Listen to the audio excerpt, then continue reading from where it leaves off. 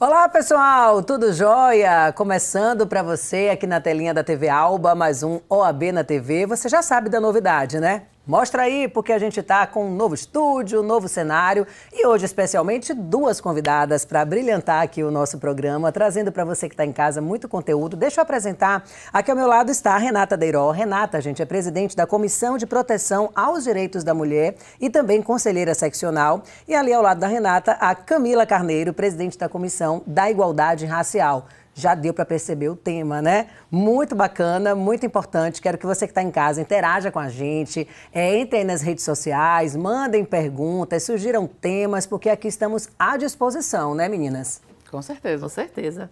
Deixa eu atualizar você que está em casa, porque no último mês de junho, a OAB participou do lançamento do livro Protocolo do Feminicídio na Bahia. Se você ainda não ouviu falar sobre esse assunto, depois vai lá, dá um Google, né, o famoso Google, para você entender um pouco mais sobre esse assunto, que é de fato assim, uma temática muito importante. Sabe por quê, gente? Esse livro tem verdadeiras diretrizes para conduzir aí as ações da polícia, do judiciário, dos advogados nessa temática que é muito sensível, que é a questão do feminicídio aqui no estado. Eu participei, inclusive, do lançamento do livro, Renata, e achei assim, me chamou muita atenção a quantidade de pessoas, de organizações envolvidas na construção dessas diretrizes. Como é que foi a participação da OAB nesse sentido?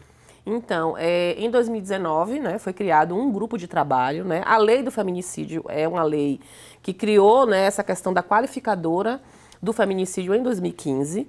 E a partir daí foram se criando políticas públicas para o combate e o enfrentamento a este crime bárbaro, né, que afeta tantas mulheres e apaga tantas vidas de mulheres todos os dias no nosso país, principalmente.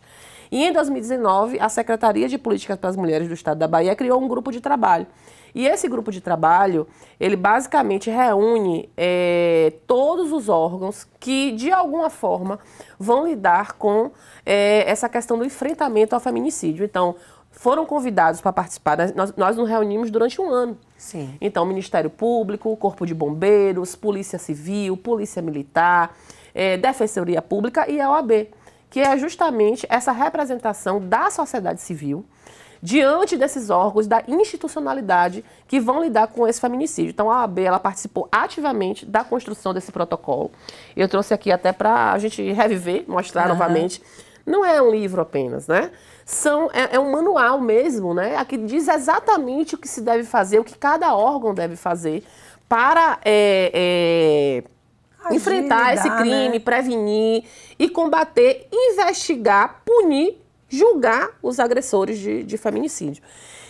De mulheres, né, que podem, né, ocasionar o feminicídio de mulheres. Então, assim, a OAB, enquanto representação da sociedade civil, ela entra no sentido de fazer com que a rede de enfrentamento à violência funcione e trazer os anseios da sociedade para que o Ministério Público haja com severidade, para que as advogadas que atuem no combate à violência doméstica possam atuar com liberdade e, principalmente, na assistência às mulheres vítimas de violência, para que evite-se o feminicídio. Sim.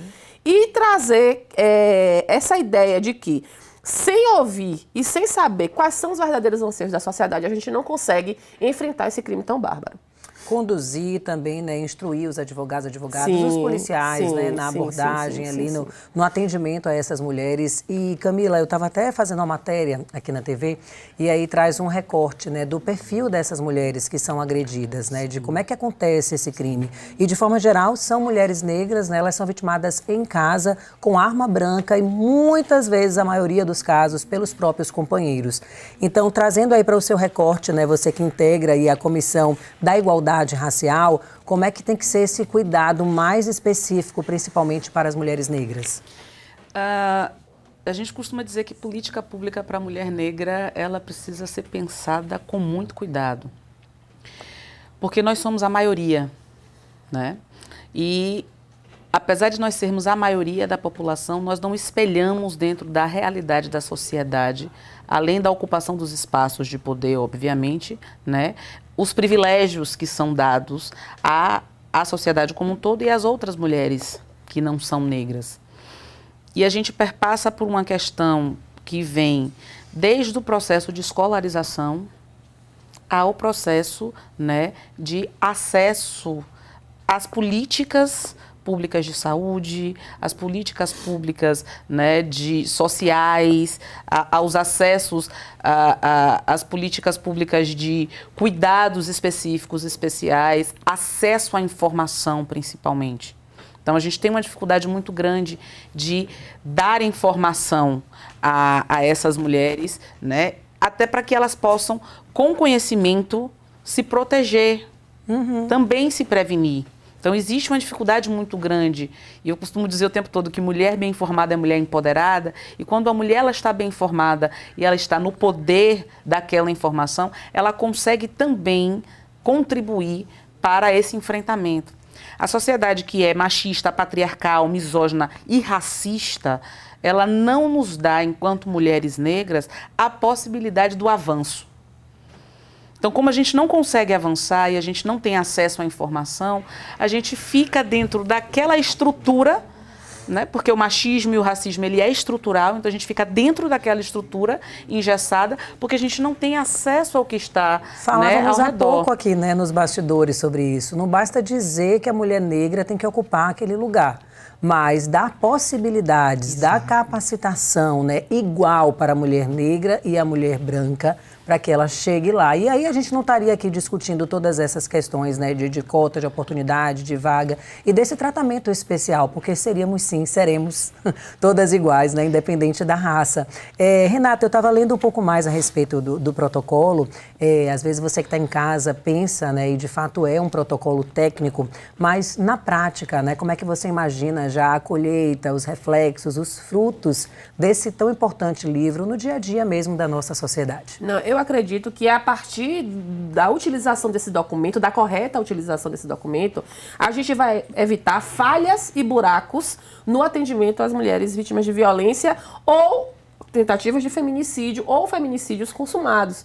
Porque como a legislação é nova e há uma resistência na aplicação, então muitos crimes praticados contra mulheres, crimes de tentativa de feminicídio ou até mesmo no feminicídio, não são caracterizados como feminicídio, sim como simples homicídios. Então, quando você unifica o atendimento, você consegue, através de uma entrevista com as testemunhas, o histórico daquela pessoa, do agressor e daquela mulher, caracterizar que se trata de uma violência de gênero.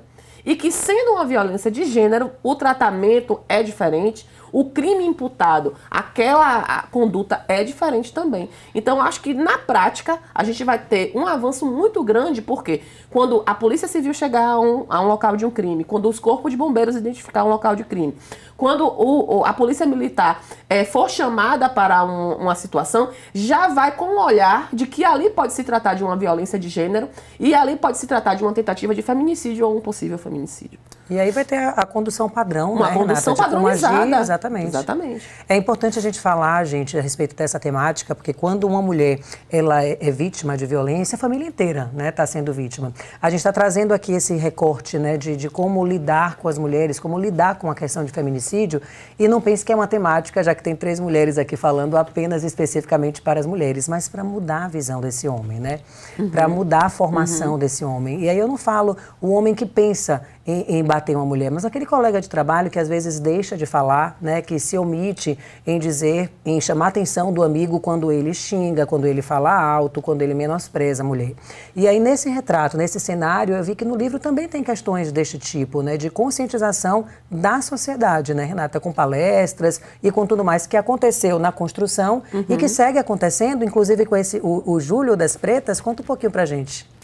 Sim, não adianta apenas mulheres falar para mulheres. Nós precisamos falar com a sociedade. E a sociedade ela é composta por homens e mulheres.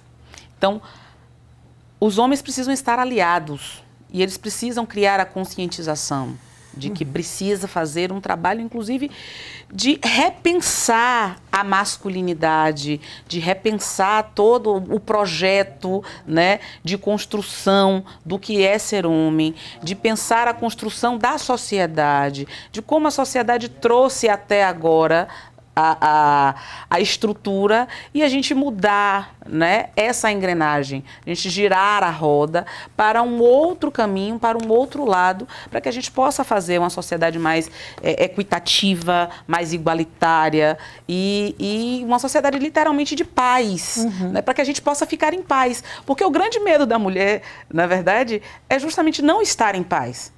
Então, a gente construir, aí vem muito, a temática do Júlio das Pretas, ela é muito bonita nesse sentido, né? A gente fala de mulheres no poder construindo o bem viver, porque é preciso bem viver.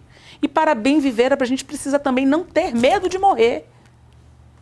Não ter medo de falar. Não ter medo de falar. De se posicionar, de escolher o que é melhor. Exato. Então, para que a gente consiga bem viver, a primeira coisa que a gente precisa preservar é a nossa vida. Então, quando a gente muda a estrutura da sociedade, e eu digo isso enquanto mulher negra, que sei, né, e que faz o enfrentamento, o combate e a prevenção também, não só no campo do recorte de raça, mas do recorte do gênero como um todo, a gente precisa estar viva para poder construir o bem viver. E as mulheres negras, infelizmente, né, engrossam as estatísticas negativas da violência. E o Júlio das Pretas vem justamente, e aí é uma construção não da OAB enquanto institucionalidade, é uma construção da rede de mulheres negras, é do movimento da sociedade civil. Então, a marca Júlio das Pretas não pertence, né, é uma marca que está no mundo, mas é uma marca que pertence à sociedade civil, criada pelo Instituto Odara. E o Júlio das Pretas vem muito nesse sentido, né, de trabalhar a construção do bem viver, de trabalhar a construção da manutenção da vida da mulher negra e discutir esses desafios, né, essas questões que a gente passa todos os dias. Então, é muito importante que a gente tenha um mês, não apenas para celebrar a nossa vida enquanto mulher negra, a nossa existência, a nossa resistência, porque a resistência faz parte da nossa luta, mas também para celebrar e construir esse bem viver que é muito importante para nós.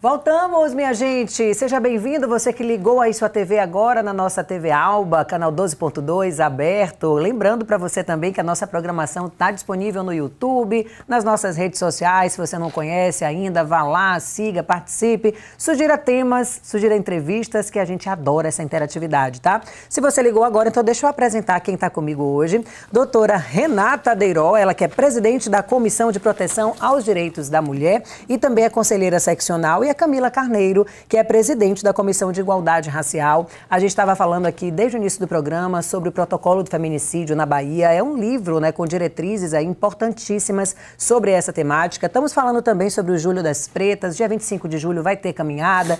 O mês todo tem movimentação. E a gente estava aqui nos bastidores falando dessa situação do feminicídio, dos crimes que acontecem, né, contra as mulheres e principalmente, e muito importante a gente ressaltar, a subnotificação. Fica aquela coisa que é homicídio, que é feminicídio, e quando não existe o dado, as políticas públicas também não crescem na mesma proporção, e aí a situação não muda, né, Renata? Explica um pouquinho isso que você estava conversando comigo aqui nos bastidores, de qual é a realidade hoje aqui do nosso país sobre o reconhecimento do crime de feminicídio. Exatamente. A gente tem hoje um Código Penal que está lá dizendo o que é o crime de homicídio. E dentro do crime, o crime de feminicídio não é um crime novo, não é um novo crime, é uma qualificadora do crime de homicídio. Então, criou-se uma lei que cria uma qualificadora, ou seja, aquela pena vai ser aumentada, aquele crime vai demorar mais para prescrever. E o tratamento dado àquele crime que é relacionado ao gênero, porque uma política de gênero entrou no Código Penal? Porque se punir somente os agressores não adianta. A gente sabe que é uma questão de conscientização, de você acabar com o machismo, que é a raiz, né, da violência contra a mulher. Mas quando você cria mecanismo de punição efetiva, você também inibe o cometimento do crime. Então, quando você notifica, então aí você tem um formulário de avaliação de risco, que aquela mulher que aquela pessoa chega até uma unidade da polícia, do Ministério Público, ou uma unidade de saúde com indícios de violência doméstica, e aquela mulher tem o risco de vir e perder a sua vida, então o tratamento dado àquela mulher e o tratamento dado àquela conduta vai ser diferenciada para que a gente evite o crime de feminicídio.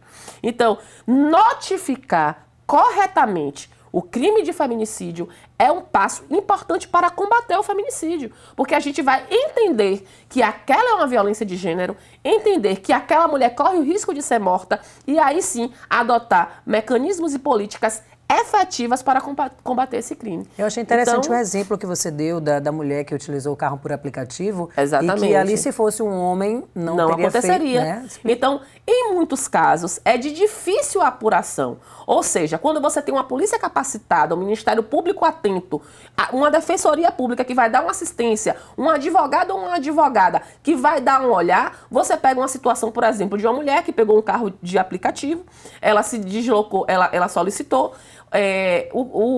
aquele homem acabou cometendo um crime sexual contra ela e tentou tirar a vida daquela mulher. Aquilo pode ser caracterizado como uma tentativa de feminicídio. Por quê? Porque se fosse um homem, ele não cometeria aquela mesma conduta. Então, o fato dela ser mulher foi preponderante para a prática daquele delito. E é por isso que a gente precisa que quando aquela mulher chega na delegacia, olhe, ele tentou me matar. Naquele formulário de avaliação de risco, você vai poder colocar ali que é uma tentativa de feminicídio, e esse dado vai ser importante para que, por exemplo, haja uma campanha de prevenção, uma campanha de qualificação, por exemplo, os aplicativos de carro, né, que você pede um veículo para se deslocar de um lugar para o outro, podem ter um mecanismo, por exemplo, de alerta, para que aquela mulher apresente que está com alguma dificuldade, que desconfiou da conduta daquele motorista e o próprio aplicativo possa investigar e dizer assim, olha, esse condutor eu não quero na minha equipe. Então, a gente tem que pensar que aquela mulher ela vai ser protegida a partir do momento que a gente identifique que aquela é uma violência de gênero. E a gente precisa de conhecimento para isso. A gente estava falando aqui, né, no programa de todo o tempo, que conhecimento é poder e que você pode, né, também estar aqui lendo, tendo acesso a esse livro. Está disponível no site. Sim, no momento do lançamento do livro, a gente sabe que esse conteúdo, né, ele está disponível para toda a sociedade e que ele torne, né, esse conteúdo do livro tenham cada vez mais eventos, debates como esse, encontros como esse, para que essa temática, né, chegue cada vez mais às mulheres e aos homens. Como a gente falava agora há pouco da temática, né, da questão de raça, que a maioria das mulheres que são vítimas de feminicídio são negras. Eu já quero puxar para esse mês de julho, que é o Julho das Pretas. Como é que está aí a programação, né, da OAB nesse sentido de dar mais visibilidade mesmo, Camila, a essa temática? É exatamente isso, Milena. A programação da OAB é dar visibilidade à programação, às atividades da sociedade civil. Então, o que é que a gente está fazendo enquanto institucionalidade? Em que pese nós sabermos que a OAB também integra a sociedade civil, mas nós privilegiamos, né, e precisamos tratar, né, privilegiar mesmo, porque não é algo que acontece quando se trata de mulheres negras, nós não estamos no lugar do privilégio. Então, a OAB tomou para si a responsabilidade de potencializar as agendas. Nós teremos as nossas agendas, nós teremos a programação da OAB, afinal de contas, a OAB também é formada por mulheres negras, então precisamos também ter essa programação interna, mas nós estamos no sentido de fortalecer, potencializar, apoiar e participar ativamente das atividades que estão postas, né, nessa que é a 10ª edição do Julho das Pretas. Nós não usamos, inclusive, dentro da institucionalidade, como eu já tinha dito, a marca Julho das Pretas. O slogan da OAB para o mês de julho é Mulheres Negras, Protagonismos, Militância e Desafios. Sempre desafios. Né? Por que 25 de julho? 25 de julho nos remonta ao primeiro encontro de mulheres negras, latino-americanas e caribenhas, né, lá na República Dominicana, em 1992. 32 países participaram de movimentos feministas negros e se reuniram para pensar o que era, de fato, ser uma mulher negra dentro desta sociedade racista e machista e patriarcal. E quando essas mulheres se encontraram, elas perceberam que, para além das diferenças, existiam muitas semelhanças dentro das suas vivências. E que era necessário combater, enfrentar e prevenir também, ter políticas de prevenção dentro dessa temática. Dentro do recorte aqui no Brasil, né, nós tivemos o marco com a Lei Teresa de Benguela, que criou o Dia, né, Nacional da Mulher Negra, Latino-Americana e Caribenha. Porque vem desde 1992 o Dia Internacional. Porque o encontro aconteceu entre o dia 19 de julho e o dia 25. E aí foi necessário que a gente tivesse um nome de uma mulher aguerrida, como Teresa de Benguela, que a gente chama de Rainha Teresa, né? Rainha do Quilombo do Quariterê, que tinha em todo um formato, inclusive, de estrutura de poder, com parlamento estabelecido, tudo era decidido em comunidade, tudo era decidido coletivamente. Quando o seu marido, José Piolho, ele morreu, ela assumiu a liderança daquele quilombo e tinha toda uma estrutura para se cuidar daquelas pessoas, para se tomar decisões. Então, assim como a gente tem o Dia de Zumbi dos Palmares, precisava se estabelecer também um dia, né, da mulher negra latino-americana e caribenha, e Teresa de Benguela personificava bem, né, e assumam essa luta. Vocês agora essa personificação, porque vocês, à frente dessas comissões, estão representando e continuam nessa batalha, né? E aí eu já quero trazer o recorte para que você, advogado, advogada, que está acompanhando a nossa programação, a sociedade também de forma geral, possa participar cada vez mais ativamente, né? Eu me lembro que quando começamos esse programa lá atrás, a ideia principal sempre foi essa, aproximar o OAB da sociedade, né? Sim. Mostrar que tem ali uma equipe atuante que está cuidando dos advogados e que, lógico, reflete na sociedade como um todo. Então, Renata, conta pra gente, advogado que quer participar da comissão, a pessoa que está assistindo e que às vezes está perdida ali, às vezes na contratação de um advogado, na reivindicação de um direito. Fala um pouquinho das redes sociais, contato, até lá mesmo, na sede de vocês, como é que funciona? Então, eu sempre costumo dizer, e essa não é uma fala minha, é uma fala que a gente usa sempre na OAB, que a OAB se realiza através das suas comissões. É um trabalho voluntário, né? Nós nos voluntariamos para que nossa entidade de classe ela funcione e seja efetiva no atendimento à sociedade, no diálogo com a sociedade e na participação efetiva dentro dessa sociedade que a gente vive. Então, a OAB se realiza através das comissões. Para participar da comissão, basta que você entre em contato com a OAB. Nós temos nossas redes sociais da Comissão de Proteção aos Direitos da Mulher. Então, todas as advogadas inscritas na OAB podem participar da comissão, basta solicitar, não há nenhum critério. O único critério é que esteja em dia com sua anuidade, né, para participar da comissão. Você pode encaminhar uma mensagem através do nosso Instagram e a gente vai dialogar com você para que você encaminhe sua documentação para participar da comissão. A gente tem outras comissões, que é a Comissão da Mulher Advogada, a própria CEPI, que é a Comissão de Promoção da Igualdade Racial, e tantas outras comissões que você pode, advogado ou advogada, participar. A Comissão de Proteção aos Direitos das Mulheres, ela não atende diretamente mulheres vítimas de violência. A gente dialoga com a rede de enfrentamento, com o Ministério Público, com as delegacias, as DEANs, mas a gente dá orientações também. Então, se precisar de qualquer orientação, a gente também tem o nosso Instagram, que você pode entrar em contato com a gente para que a gente possa explicar, olha, vá na Defensoria, vá no Ministério Público, a gente mesmo entra em contato e ajuda aquela mulher naquele momento de dificuldade na violência doméstica e familiar. Isso aí. Camila, já estamos partindo para as considerações finais. Aproveite também, fala um pouquinho aí da comissão, né? Da mesma forma, todos também podem participar dessa importante comissão? Sim, sim. A Comissão de Promoção da Igualdade Racial, eu costumo dizer que ela é aquela comissão que está mais próxima e que mais dialoga com a sociedade civil, porque a OAB é a interlocução com a sociedade civil, a OAB é quem faz essa ponte. E a Comissão de Promoção da Igualdade Racial, ela tem um trabalho junto com a rede também de enfrentamento, né, de combate e prevenção ao racismo, que trabalha muito parecido com a Comissão de Proteção de Direitos das Mulheres, né, com a Comissão de Direitos Humanos. A gente está ali trabalhando em rede.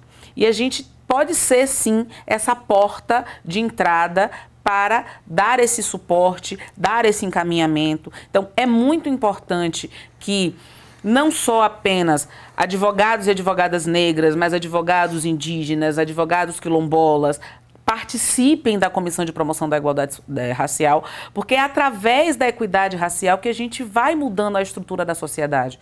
O combate ao racismo, ele é fundamental e essencial para que a gente tenha, de fato, a tão sonhada igualdade que a gente fala e que a gente ainda não pode dizer que temos igualdade, porque não temos sequer equidade. Se não temos a equidade, não teremos a igualdade. Então, para alcançar a igualdade, nós precisamos trabalhar o sistema, né, de maneira paritária, com a participação das mulheres, né, e de maneira equitativa, com a participação das mulheres e dos homens negros, não apenas no sistema OAB, mas em toda, né, em todo o sistema, em toda a sociedade, na ocupação de todos os espaços. O Júlio das Pretas traz, inclusive, esse recorte da mulher negra, por exemplo, participando ativamente na política, que é extremamente importante. A gente precisa se ver refletido, porque nós temos a cara, nós temos a cor, mas nós não temos a representatividade. Então, não apenas no sistema de justiça, mas no executivo, no legislativo, né, nós precisamos ter a nossa cara e a nossa cor refletida. Por isso o mês de julho para nós é tão caro e tão importante. Eu digo que é o verdadeiro mês da mulher negra, é o julho. E essa marcha no dia 25, que eu convido, né, e convoco todas as pessoas para poder participar, é justamente essa culminância. Nessa marcha das mulheres negras, né, é que nós vamos demonstrar a nossa força, é que nós vamos mostrar de fato o poder que a mulher negra tem e o quanto, junto com a sociedade, a gente pode de fato construir esse bem viver. Então venha com a gente, pode vir também para a CEPIC, estamos lá esperando todo mundo de braços abertos e é muito importante que a gente tenha sempre essa interlocução com a sociedade para que a gente construa, de fato, esse bem viver para todas as pessoas. Com toda certeza. É que as portas da TV Alba estão abertas, né, para a gente dar visibilidade cada vez mais, né, a esse tema, a essa caminhada, a tudo que a OAB necessita e também para as mulheres. A gente falou da questão de raça e a gente está na luta ainda pela questão de gênero, né? A gente tem um reflexo aqui, por exemplo, no Legislativo, são 9 mulheres, 10, né? 10 mulheres ainda, né? E apenas uma mulher negra. Tem eleição esse ano, né? É hora de você que está assistindo aí mudar, né, esses números, aumentar a participação das mulheres. E como você bem disse, né, depende do homem, depende de todos os órgãos juntos, né? Porque aí o presidente do partido precisa recrutar mais mulheres e não mulheres laranjas, mulheres que efetivamente tenham, né, capacidade para ocupar aquele lugar. A luta é grande, mas a gente tá aí, não desistiu não. Renata, te agradecer também, obrigada pela participação, suas considerações finais. Eu agradeço muito o convite. Coloco a Comissão de Proteção aos Direitos da Mulher à disposição, tanto da TV Alba quanto da sociedade, para que a gente continue mantendo esse diálogo permanente e levar mais informação e atendimento às mulheres da Bahia.